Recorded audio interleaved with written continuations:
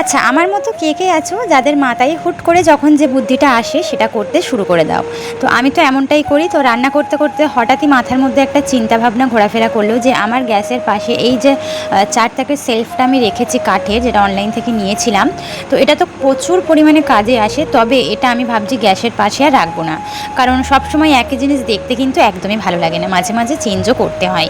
আর আমি তো বেসিক্যালি সেটাই করি। আর চেঞ্জ করলে দেখবে জিনিসপত্র একঘেয়েমি ভাবটা থাকে না, সেটা মনে হয় নতুনভাবে করা। তো আমি ভাবলাম যে গ্যাসের পাশের এই কাঠের সেলফটাকে অন্য জায়গায় রাখবো। তো সেই মতনই আমি কিন্তু গ্যাসের নিচে সেলফে, এই যে গ্যাস সিলিন্ডারের পাশে এই জায়গাটাই রাখবো। আসলে প্রথমে যখন আমি গ্যাস সিলিন্ডারটা রাখতাম, যেহেতু আমার চাকাটা ছিল না, আমি জাস্ট কাপড়ের ওপরে সিলিন্ডারটা রাখতাম, সেই জন্য এদিক ওদিক করতে পারতাম না।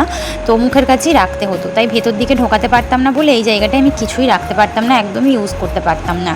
তবে এখন যেহেতু চাকা সিস্টেম হয়ে গিয়েছে, তাই ভিতর দিকে ঢুকিয়ে দিলে এই জায়গাটা কিন্তু আমার একদমই ফাঁকা। সেই মতনই ভাবলাম এই জায়গাটায় আমি কিন্তু এই সেলফটা খুব ভালো মতনই রাখতে পারবো। এতে একটা জিনিস কি হবে, তেল মশলা ছেটাবে না, ফলে ২-৪ দিন পর পরই আমাকে কিন্তু এই কৌটোগুলো অন্তত পরিষ্কার করতে লাগবে। আসলে যেহেতু আমার চিমনিটা নেই, সে কারণে কিন্তু তেল মশলাটা অনেক পরিমাণেই ছেটাই। এখান থেকে সমস্ত জিনিসগুলো লাবিয়ে ভালোভাবে পরিষ্কার করে নিচ্ছি। যেহেতু ২-৩ দিন আগেই আমি অলরেডি পরিষ্কার করেছি, তাই একদমই নোংরা নেই। তো ওই কারণে ভাবলাম তেমন কিছু করার দরকার নেই, যে শুকনো কাপড় দিয়ে একটু মুছে নিলেই যথেষ্ট।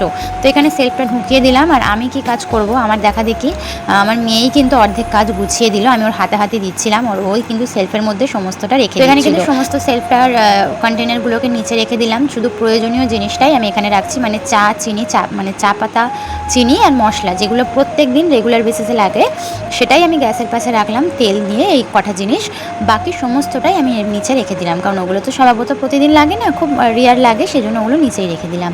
তো এইভাবেই কিন্তু সেলফটা খালি করে নিচেটায় একেবারে কন্টেনারগুলো সাজিয়ে দিলাম। এতে কিন্তু রান্নাঘরটা আরও অন্যরকম লাগছে।